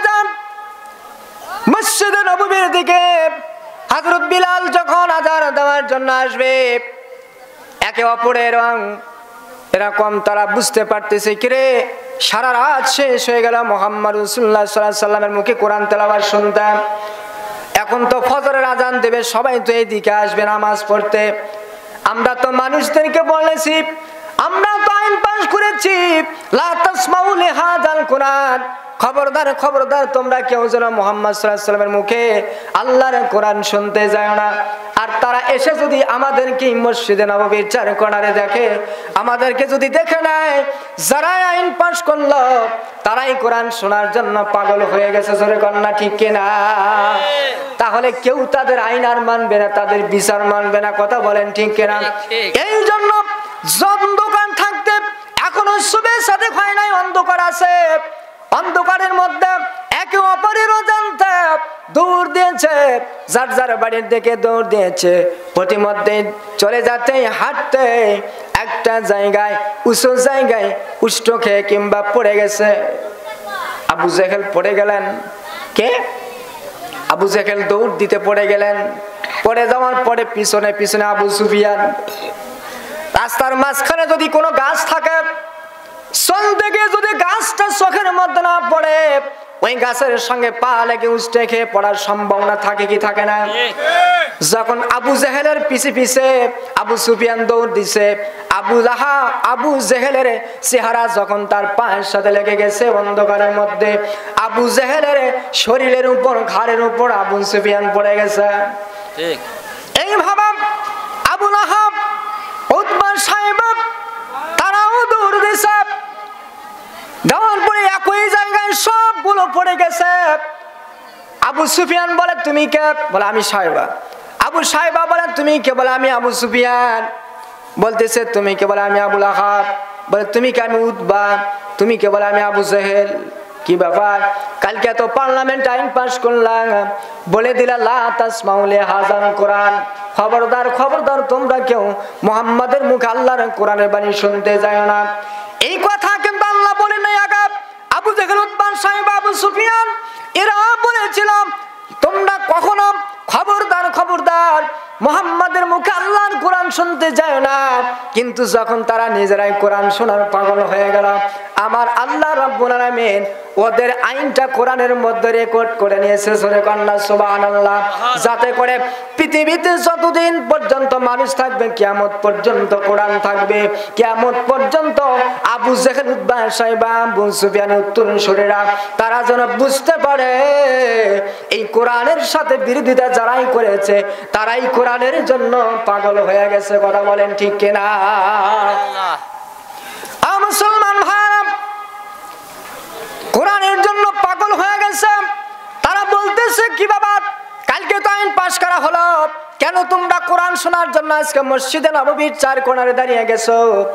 এখন একে অপরকে বলতেছে ও নেতা মাস্তানি কম করে করো, কালকে তো আপনি আমাদের নেতা এরকম আইন পাস করেছিলেন, আপনি নিজেই বলেছিলেন কেউ খবরদার মুহাম্মাদের কাছে যায় না এবং তার মুখে কোরআনের বাণী শুনতেও যায় না, কথা বলেন ঠিক কিনা?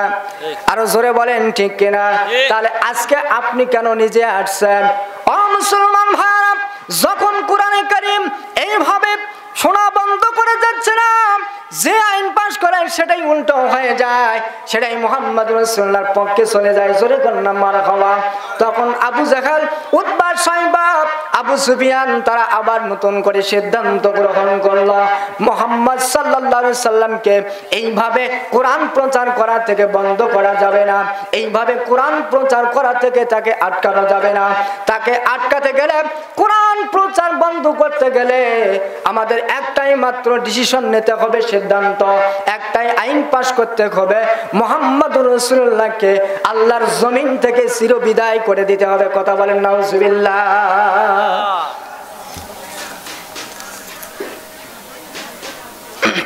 মুসলমান ভাইরা খারাপ লাগতেছে না? খারাপ লাগতেছে না?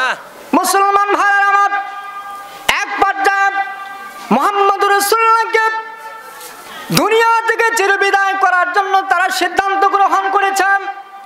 মুহাম্মদুর রাসূলুল্লাহকে চিরবিদায় করে দিবে, চিরদিনের জন্য দুনিয়া থেকে একবারে নিস্তার করে দিবে। যখন আবু জেহেল, উতবা, সাইবা, আবু সুফিয়ান এরা যখন সিদ্ধান্ত গ্রহণ করে নিল, আমার আল্লাহ রাব্বুল আলামিন তাদের সিদ্ধান্তের কথা জানে কি জানে না? এদের কথা আল্লাহ জানে না? জানে। আল্লাহ কি দেখে না? দেখে। তা আল্লাহ দেখেন, আল্লাহ জানেন। আল্লাহ তাআলা জিবরাইলের মাধ্যমে আমার নবীর কাছে জানিয়ে দিলেন। আল্লাহ বলেন জিবরাইল, রে জিবরাইল, আমার নবীকে দুনিয়া থেকে বিদায় করার জন্য আবু জেহেল, উতবা, সাইবা, আবু সুফিয়ান এরা সিদ্ধান্ত গ্রহণ করেছে আমার নবীকে দুনিয়া থেকে বিদায় করে দেবে, আমার নবীকে তারা হত্যা করে ফেলবে। ও জিবরাইল, তাড়াতাড়ি করে যাও, আমার নবীকে তুমি জানায়া দাও, আমার আল্লাহ ঘোষণা দিয়েছেন আমার নবী যেন মক্কা থেকে মদিনায় হিজরত করে নাই। সূরা বান্না সুবহানাল্লাহ। কোথা থেকে কোথায় যাবে? মদিনায়। মক্কা থেকে মদিনায়। মুসলমান ভাইরা, এই কোরআন কারীম আমার আল্লাহ নাজিল করেছেন আমাদের নবীর প্রতি। এই কোরআনের মধ্যে 2 প্রকার সূরা আছে। কত প্রকার? 2 প্রকার। একটু আওয়াজ দিয়ে বলেন, কত প্রকার? 2 প্রকার। একটা সূরা হচ্ছে মাক্কি সূরা, আর একটা হচ্ছে মাদানী সূরা। কথা বলেন ঠিক কিনা? ঠিক। হুজুর কথা বলেন ঠিক কিনা? মাক্কি সূরা কাকে বলা হয়? আবার নবীজি মক্কায় থাকাকালীন, মক্কায় অবস্থানরত যেই সূরা আল্লাহ তাআলা নাজিল করেছেন ওই সূরাগুলোকে মাক্কি সূরা বলা হয়। কিন্তু মুসলমান ভাইরা, আল্লাহর হাবিব যখন মক্কা থেকে মদিনায় হিজরত করলেন, মক্কা থেকে মদিনায় যাওয়ার পরে যখন মদিনায় থাকা অবস্থায় আমার আল্লাহ যে সমস্ত সূরা বা আয়াত আমার নবীর প্রতি নাজিল করেছেন ওই সূরা বা আয়াতকে মাদানী সূরা বা মাদানী আয়াত বলা হয়। কি ভুল বললাম নাকি? হ্যাঁ। একটু কথা বলেন, ভুল বললাম? না। মুসলমান ভাইরা আমার, মক্কা থেকে মদিনায় হিজরত করার জন্য আমার আল্লাহ হুঁশিয়ারি দিলেন, আমার আল্লাহ তার নবীকে জানিয়ে দিলেন। জিবরাইল আলাইহিস সালাম আল্লাহর হাবিবের কাছে চলে আসলেন, আল্লাহর হাবিবকে জানিয়ে দিলেন, ইয়া রাসূলুল্লাহ, ইয়া হাবিবাল্লাহ, এই মক্কার কাফেররা আপনাকে সহ্য করতে পারে না, এই মক্কার ইহুদি খ্রিস্টানেরা আপনাকে সহ্য করে না, আপনার কথা তাদের অন্তরে ভালো লাগে না, তাদের বড় কষ্ট হয়, তাদের সহ্য হয় না। আমার আল্লাহ আপনাকে মক্কা থেকে ছেড়ে আপনাকে মদিনায় যাওয়ার জন্য নির্দেশ দিয়েছেন, আপনি মক্কা থেকে মদিনায় চলে যান।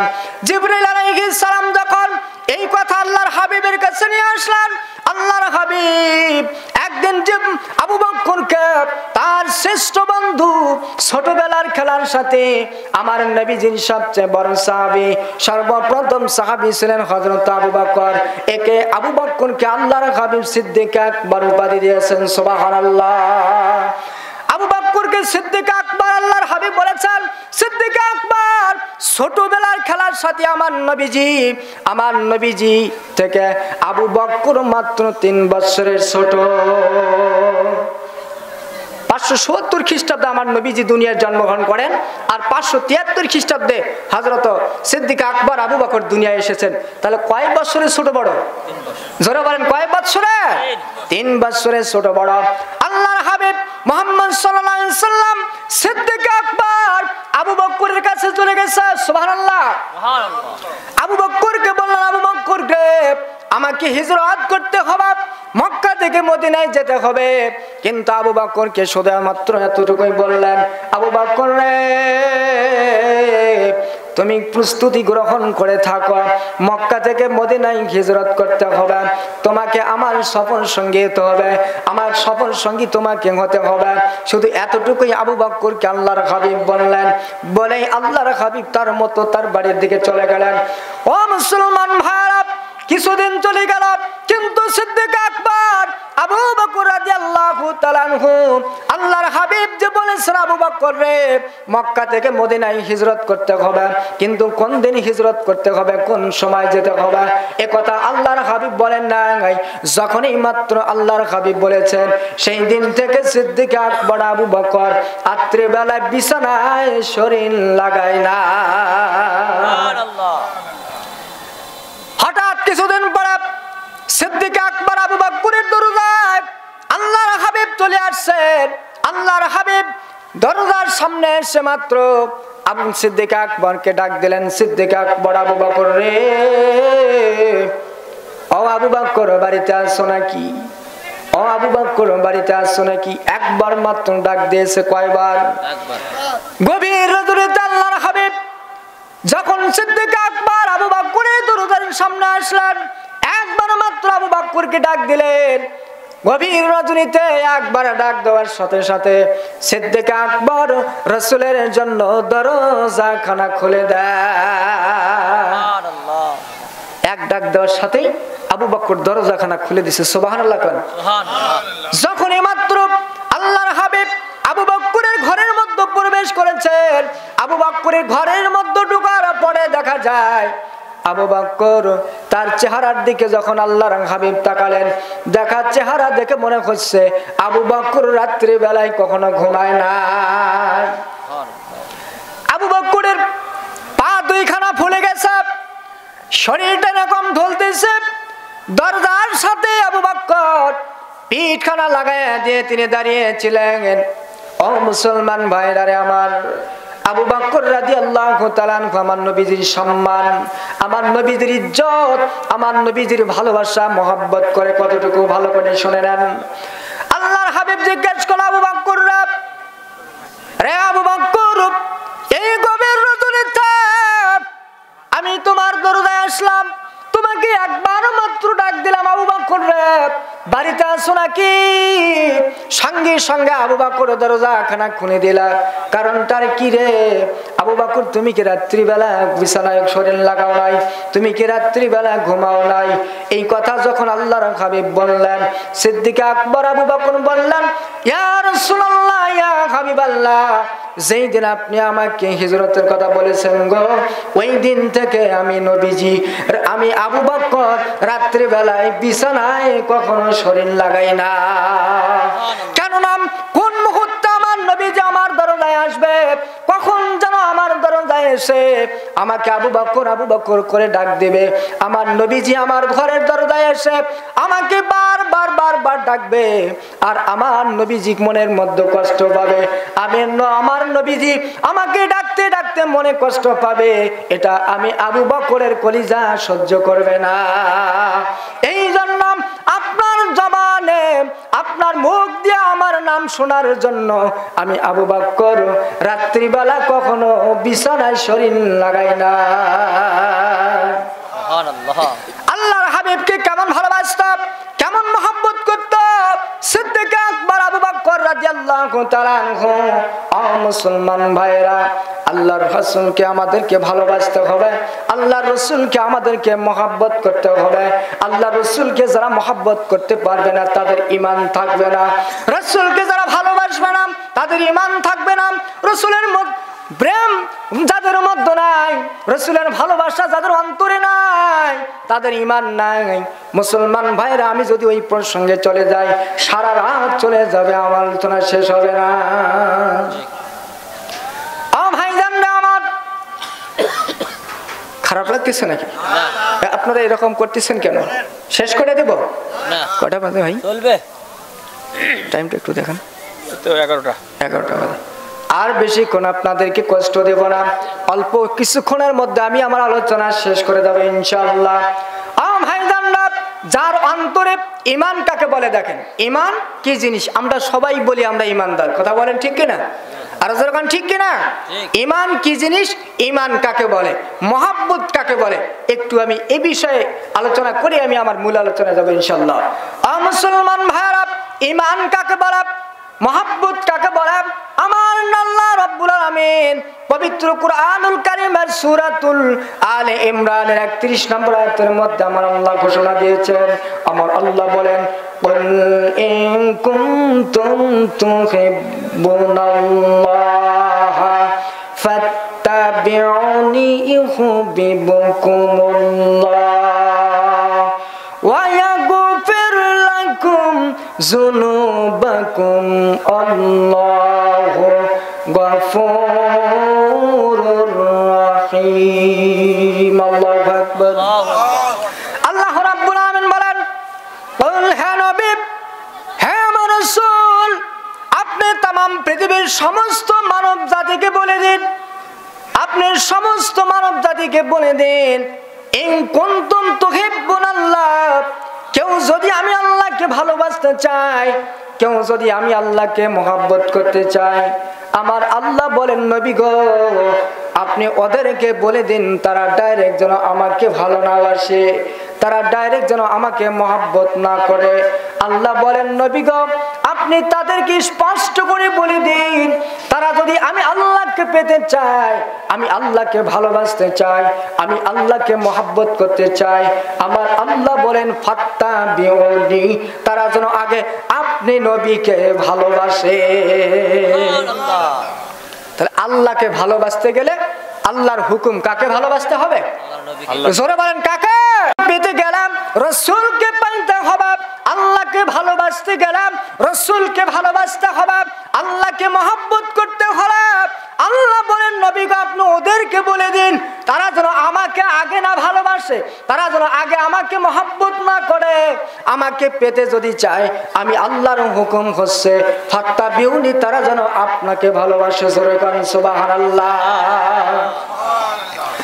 মুসলমান ভারত, আল্লাহকে পাইতে হলে নবীকে পাইতে হবে, রাসূলকে ভালোবাসতে গেলে আল্লাহকে ভালোবাসতে গেলে রাসূলকে ভালোবাসতে হবে, তাছাড়া আল্লাহকে ভালোবাসা যাবে না, আল্লাহকে পাওয়া যাবে না রে মুসলমান ভাইরা। ও ভাইজান আমার আল্লাহ বলেন নবী গো যারা আপনাকে ভালোবাসলো, যারা আপনাকে মহব্বত করলো, তারা শুধুমাত্র আপনাকে ভালোবাসলো না, তারা শুধু আপনাকে মহব্বত করলো না, তারা যেন আপনি নবীকে ভালোবাসার কারণে আমি আল্লাহকে ভালোবেসে ফেললো। জোরে বলেন সুবহানাল্লাহ। তাহলে রাসূলকে ভালোবাসলে কাকে ভালোবাসা হয়? আল্লাহকে। জোরে বলেন কাকে? আল্লাহ। আল্লাহকে। রাসূলকে মানলে কাকে মানা হয়? আল্লাহ। সূরা নিসার 80 নম্বর আয়াতের মধ্যে আমার আল্লাহ বলেন ওয়া মাইয়ুতির রাসূল ফাকাদ আতা আল্লাহ। আমার আল্লাহ বলেন ওয়া মাইয়ুতির রাসূল ফাকাদ আতা আল্লাহ, যারা আমার নবীকে ইত্তেবা করলো, যারা আমার নবীর আনুগত্য করলো, যারা আমার নবীকে মেনে নিল, আমার আল্লাহ বলেন তারা শুধুমাত্র আমার নবীকে মানলো না, আর তারা শুধুমাত্র আমার রাসূলকে অনুসরণ করলো না, আমার নবীকে মানার মধ্য দিয়ে ফাকাদ আতা আল্লাহ, তারা যেন আমি আল্লাহকে মেনে নিল। জোরে বলেন সুবহানাল্লাহ। সুবহানাল্লাহ। কি সভাপতি সাহেব আমি কি ভুল বলতেছি নাকি? ঠিক আছে। আলেম ওলামা যারা আছেন ভুল হলে আমাকে বলবেন। তাহলে অবশ্যই আল্লাহকে ভালোবাসতে গেলে নবীকে আগে ভালোবাসতে হবে, আল্লাহকে মানতে গেলে নবীকে আগে মানতে হবে। আপনি যদি নবীকে ভালোবাসতে পারেন, আপনি যদি নবীকে মানতে পারেন, তাহলে আপনি শুধুমাত্র নবীকে ভালোবাসলেন না, মানলেন না, বরং আমার নবীকে মানার মাধ্যম দিয়ে আমার আল্লাহকে মেনে নিলেন। সুবহানাল্লাহ। মুসলমান ভাইরা, আমরা এটা দ্বারা বুঝতে পারলাম আল্লাহকে মানতে হলে নবীকে মানতে হবে, কিন্তু নবীকে মানার দরকার আছে না নাই? আছে। নবীকে কেমনে মানবেন? আল্লাহকে মানার সিস্টেম হলো নবীকে মানা, তা নবীকে মানলে আল্লাহকে মানা হয়, এটা আমরা সিস্টেম জানতে পারলাম। কিন্তু আল্লাহর রাসূলকে মানার দরকার আছে না নাই? আছে। আমরা আল্লাহ যে বলতেছেন আমার নবীকে মানো, আমার নবীকে মহব্বত করো, তাহলে আমাকে মানা হবে, আমাকে মহব্বত করা হবে। নবীকে কেমনে ভালোবাসবেন, নবীকে কেমনে মেনে নেবেন মুসলমান, এটা জানার দরকার আছে না নাই? মুসলমান ভাইরা, ইবনে মাজাহ শরীফের মধ্যে সর্বাধিক হাদিস বর্ণনাকারী সাহাবী হযরত আবু হুরায়রা রাদিয়াল্লাহু তাআলা আনহু হতে বর্ণিত, তিনি বলেন ওয়া আন আবু হুরায়রা রাদিয়াল্লাহু তাআলা আনহু قال قال رسول الله صلى الله عليه وسلم মান তামাসসাকা বিসুন্নতি ইনদা ফাসাদ উম্মতি ফালাহু আজরুন মিয়াতুন শাহীদুন রাওয়াহু ইবনে মাজাহ ওয়া ফি রিওয়ায়াতিন লিল বুখারী। মুসলমান ভাইরা, আহলে সুফফার অন্যতম সদস্য, আমার নবীদের সর্বাধিক হাদিস বর্ণনাকারী সাহাবীদের মধ্যে সর্বশ্রেষ্ঠ সাহাবী হযরত আবু হুরায়রা রাদিয়াল্লাহু তাআলা আনহু বর্ণিত, তিনি বলেন আমার নবীজি ইরশাদ করেছেন, আমার নবীজি বলেছেন ও আমার সাহাবীরা, ও আমার উম্মতেরা, মান তামাসসাকা বিসুন্নতি ইনদা ফাসাদ উম্মতি, এমন একটা সময় আসবে, এমন একটা যুগ আসবে, আমার উম্মতের মধ্যে এমন একটা কাল আসবে, ওই সময় আমার সুন্নতকে আঁকড়ে ধরা বড় কঠিন হয়ে যাবে। কথা বলেন ঠিক কিনা মুসলমান? কথা বলেন ঠিক কিনা? ও মুসলমান ভাইরা, কামার চেনেন তো আপনারা? কামার চেনেন না? কামারে কি করে? কায়দা বানায়, কুড়াল বানায়, দাও বানায়, হাতিয়ার এরকম বিভিন্ন কাজ করে, করে কি করে না? কামার যখন লোহাগুলো পড়া দেয়, এই লোহাগুলো কেমন রং হয়? আর জোরে কর। লাল। খালি কি সাধারণ লাল? এমন লাল বর্ণ হয়। আচ্ছা, এই আগুনের টুকরা যেটা হয়, এই আগুনের টুকরাটা কি হাতের মধ্যে রাখা সম্ভব? জোরে বলেন। আমার নবী যে আজ থেকে প্রায় ৪,০০০ বছর আগে বলেছেন, মান তামাসসাকা বিসুন্নতি ইনদা ফাসাদি উম্মতি ফালাহু আজরুন মিয়াতুন শাহীদুন। আল্লাহর হাবিব বলেন, সাহাবীরা, আমার উম্মতের মধ্যে শেষ জামানায় এমন একটা সময় আসবে, এমন একটা যুগ আসবে, সেই সময়ে আমার এক একটা সুন্নতকে ধরে রাখা কঠিন হবে। কেমন কঠিন হবে? কামারের যখন লোহা পোড়া দেন, লোহাটা যেমন লাল বর্ণ হয়, এই লাল বর্ণ লোহাটা যেমন হাতের মুঠের মধ্যে রাখা যেমন অসম্ভব, মুহাদ্দিসগণ বলেছেন এই লোহাটা যেমন, এই আগুনের টুকরা যেমন হাতের মধ্যে রাখা সম্ভব নয়, আমার হাবিব বলেন আমার উম্মতের মধ্যে এমন একটা সময় আসবে, ওই রকম আগুনের টুকরার মতো আমার এক একটা সুন্নতকে ধরে রাখা অসম্ভব। এখন আমরা অনেক এখানে আসছি, অনেকের কাছে রাসূলের সুন্নত টুপি নেই, আছে না নাই? কথা বলেন, আসছে না নাই? দাড়ি অনেকের আছে, অনেকের নাই, কথা বলেন ঠিক কিনা? অনেকের সুন্নতির পোশাক আছে, অনেকের সুন্নতির পোশাক নাই, কথা বলেন ঠিক কিনা?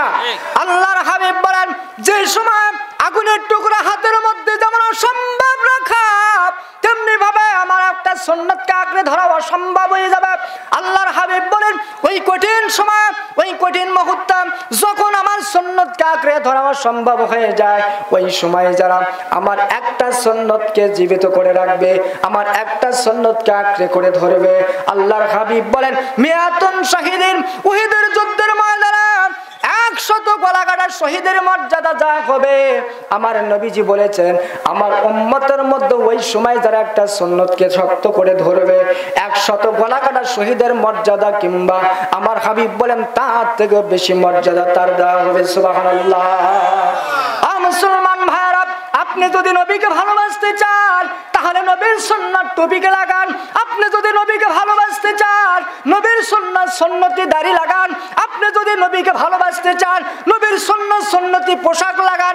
আপনি যদি নবীকে ভালোবাসতে চান নবীদের সুন্নাত পাগড়ি লাগান। আপনি যদি নবীকে ভালোবাসতে চান তাহলে নবীদের সুন্নাত তরিকা আদর্শ মেনে নেন। কথা বলেন ঠিক কিনা? আপনার শরীরের মধ্যে যদি, আপনার বডির মধ্যে যদি, আপনার দেহের মধ্যে যদি নবীদের সুন্নাত তরিকাগুলো যদি থাকে, আমার আল্লাহ বলেছেন যারা আমার নবীকে ভালোবাসলো তারা যেন আমাকে ভালোবাসলো। আর নবীকে ভালোবাসার সিস্টেম হচ্ছে নবীদের সুন্নাত মানা। আর যারা নবীকে মানলো তারা নবীকে নয় বরং আমার আল্লাহকে মেনে নিল। সুবহানাল্লাহ।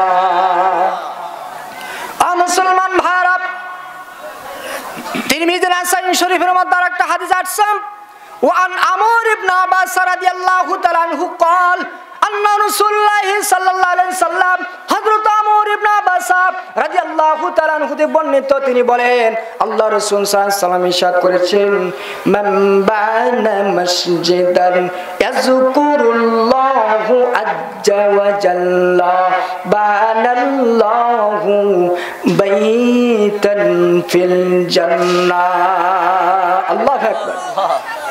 মুসলমান ভাইরা, আমরা সবাই জান্নাতে যেতে চাই কি চাই না? কারা কারা জান্নাতে যেতে চায় দুই হাত তুলে আল্লাহকে দেখান। সবাই চান? হাত নামাবেন না। সবাই চান? জোরে কান চান? জোরে তাকবীর দেন। নারে তাকবীর, নারে তাকবীর। হাত নামান। সবাই ওয়াদা করতেছেন, সবাই আল্লাহর জান্নাতে যেতে চান। হাদিসটা শুনে নেন মুসলমান ভাইরা, কাজে লাগবে।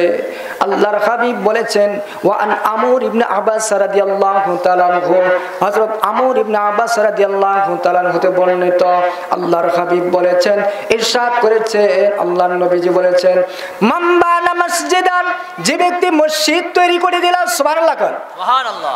মান মানে যে ব্যক্তি বানা তৈরি করে দেয়, নির্মাণ করে দেয়। আল্লাহু আকবার। কি আমি কি বানিয়ে বলতেছি না? হাদিস কি ঠিক আছে? এখানে আহলে হাদিস সম্প্রদায় বেশি, তো ওই জন্য সহি কথা বলার চেষ্টা আমি চালাচ্ছি। আর বারবার বলতেছি, যদি ভুল হয় একটু বলেন, ঠিক কিনা?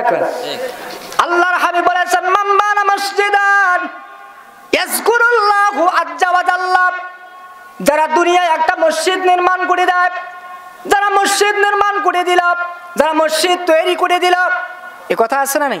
বানা মানে কি করা? তৈরি করা।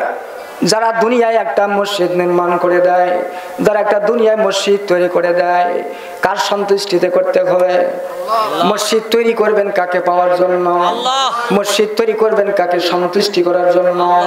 আমার নবীজি সেটাই বলেছেন, মাম্বানা মসজিদান ইয়াজকুরুল্লাহু আজ্জা ওয়া জাল্লা, যারা আল্লাহর সন্তুষ্টি, আল্লাহর নৈকট্য লাভের উদ্দেশ্যে মসজিদ নির্মাণ করে দিল, মসজিদ তৈরি করে দিল, ও মুসলমান, আমার নবীজি বলেছেন যারা দুনিয়ায় এই রকম আল্লাহর সন্তুষ্টি, আল্লাহর নৈকট্য, আল্লাহর প্রেম, আল্লাহর জাহান্নাম থেকে বাঁচার জন্য যারা মসজিদ নির্মাণ করে দেয়, আল্লাহর হাবিব বলেন বানাল্লাহু বাইতান ফিল জান্নাহ, তাদের দান করতে দেরি আমার আল্লাহর সঙ্গে সঙ্গে তাদের জন্য জান্নাতের মধ্যে বিশাল বড় জান্নাত তৈরি করে দেয়।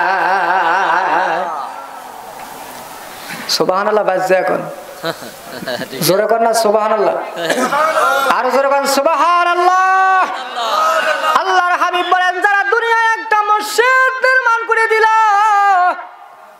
তারা শুধুমাত্র দুনিয়ায় মসজিদ তৈরি করল না, আল্লাহর সন্তুষ্টি অর্জনের জন্য যারা নির্মাণ করে দেয়, হয়তোবা আমাদের জন্য এককভাবে একাই মসজিদ তৈরি করা সম্ভব নয়, কথা বলেন ঠিক কিনা? সবার সহযোগিতা দরকার আছে না নাই? কেউ বা 500 টাকা দিল, কেউ বা 1000 টাকা, কেউ বা 10,000 টাকা, কেউ বা 5,000 ইট, কেউ বা 10,000 ইট, কেউ বা 2 গাড়ি বালু, কেউ বা 10 বস্তা সিমেন্ট। এইভাবে বিভিন্নভাবে যারাই মসজিদ নির্মাণের জন্য সহযোগিতা করলো, আমার নবীজি বলেছেন বানাল্লাহু বাইতান ফিল জান্নাহ, সঙ্গে সঙ্গে আমার আল্লাহ তাদের জন্য জান্নাতের মধ্যে বিশাল বড় জান্নাত তৈরি করে দেয়। কোন দরদি আছেন মুসলমান ভাইরা, আল্লাহর ঘর মসজিদ নির্মাণ করার জন্য আল্লাহর জান্নাতে যেতে চান, আল্লাহর জান্নাতের মধ্যে বিশাল বড় জান্নাত পেতে চান? আমি দেখতে চাই 5,000 টাকা কোন ব্যক্তি আছেন আল্লাহর রাস্তে মসজিদের জন্য দান করবেন, কোন কারো ব্যক্তির জন্য নয়, আল্লাহর ঘর মসজিদের জন্য দান করবেন। এই দান বিফলে যাবে না। আল্লাহর হাবিব বলেছেন মাম্বানা মসজিদান ইয়াজকুরুল্লাহু আজ্জা ওয়া জাল্লা বানাল্লাহু বাইতান ফিল জান্নাহ, যারা মসজিদ নির্মাণ করার জন্য সহযোগিতা করবে, টাকা পয়সা দান করবে, ইত্যাদি ভাবে সহযোগিতা করবে, আমার আল্লাহ তাদেরকে জান্নাতের মধ্যে বিশাল বড় জান্নাত তৈরি করে দিবে। কোন দরদি আছেন গো 2,000 টাকা, 3,000 টাকা করে 1,000 টাকা? একটু দেখি, আমি দেখতে চাই এতগুলো মানুষ যারা এখন পর্যন্ত আমার কাছ থেকে আল্লাহর কোরআনের কথা শুনলেন, আমার রাসূলের পক্ষ থেকে যে হাদিসগুলো আমি পড়লাম, আমার হাদিস এই কথাগুলো যদি সত্য মনে হয়, কার অন্তরটা ঠান্ডা হবে? সর্বপ্রথম আমি দেখতে চাই কোন দরদি আছে আল্লাহর ঘর মসজিদ নির্মাণের জন্য টাকা দান করবেন, ইট দান করবেন, সিমেন্ট দান করবেন, বালু দান করবেন, বিভিন্নভাবে যারা সহযোগিতা করতে চান, কোন আল্লাহর বান্দা আছেন গো? এতগুলো মানুষের মধ্য থেকে কি একটা আল্লাহর বান্দাও নাই? আমি একটু দেখতে চাই, আমি তাদের জন্য দোয়া করে যাব। ও ভাই জান্নাত, আমার সভাপতি সাহেব 1,000 টাকা দান করেছে। কি নাম? মুর্শিদা ওই যে আব্দুল আদিন সভাপতি ছিলেন। কি নাম জানো এখানে? আব্দুল আদিন। আব্দুল ওয়াহিদ শেখ, উনি চলে গেছে না? হ্যাঁ। নারে তাকবীর, নারে তাকবীর, আল্লাহু আকবার, নারে তাকবীর, আল্লাহু আকবার, দানবীর দানবীর, আরে জিন্দাবাদ জিন্দাবাদ, দানবীর দানবীর জিন্দাবাদ জিন্দাবাদ। আজকের মাহফিলের সভাপতি আলহাজ আব্দুল ওয়াহিদ সরকার 1,000 টাকা নগদ জোরগান মারহাবা, আর জোরগান মারহাবা। আল্লাহ তাআলা আজকের মাহফিলের সভাপতি আলহাজ আব্দুল ওয়াহিদ সরকার আল্লাহ মাহফিলের জন্য নগদ 1,000 টাকা করে দান করে গেছে। আল্লাহ তুমি তার দান কবুল করে নেন, জানে মনে বরকত দিয়ে দান। আল্লাহ 1,000 টাকা দানের বিনিময়ে আল্লাহ তার মনের কামনা বাসনা কবুল করে নেন, আমিন। সালামের মা দিয়েছে আব্দুল সালামের মা। নারে তাকবীর, একটু তাকবীরে জবাব দেন, নারে তাকবীর। আল্লাহ তাআলা আমার আব্দুল সালাম ভাইয়ের মা নগদ 500 টাকা করছে দান, আল্লাহ তুমি তার দান কবুল করে নেন। আল্লাহ জানে মানে বরকত দিয়ে দেন। আল্লাহ যে আশা উদ্দেশ্য করে দান করেছে আল্লাহ তুমি তাদের মনের কামনা বাসনা কবুল করে নেন। আমিন আমিন আমিন। আল্লাহ সহসভাপতি